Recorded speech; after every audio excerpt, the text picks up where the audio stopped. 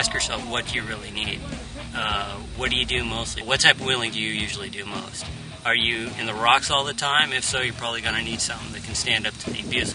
Are you doing high-speed whoops and fire road type stuff? If so, maybe a Dana 44 is okay for you. And then again, it depends on what type of vehicle you have. Another thing you have to consider is driveline modifications. If you've added crawler boxes or lowered your crawl ratio, that's going to affect the torque multiplication. You're going to be putting more torque, more force to the driveline components, the axle shafts, the drive shafts. So you're going to want heavier duty axles.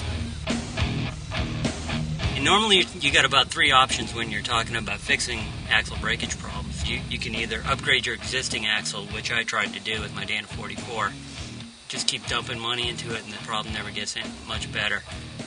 The other solution is trying to find junkyard axles, but anyone who's tried to find a junkyard Dana 60 knows you're either going to pay $1,000 or up, or you're not going to find one at all.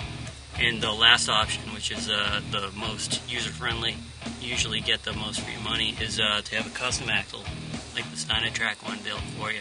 That way you're getting exactly what you want. You know every component's new, and you got the reputation of the manufacturer behind it. One of the main reasons people want to have Dana 60 axles in their trucks is because of the bigger axle shafts and U-joints that are in the front axle shafts. This is the Dynatrack 35 spline outer axle shaft. This is the standard Dana 60 30 spline outer axle shaft. You can see the difference in the size of these two shafts. And this is the standard Dana 44 axle shaft. The other big advantage of a Dana 60 front axle is the large 1480 series U-joint.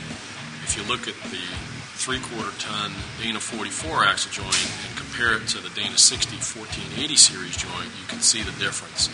And there's a big gain in strength. These are the parts that oftentimes break in Dana 44s, and of course this big 1480 series is not going to break very easily.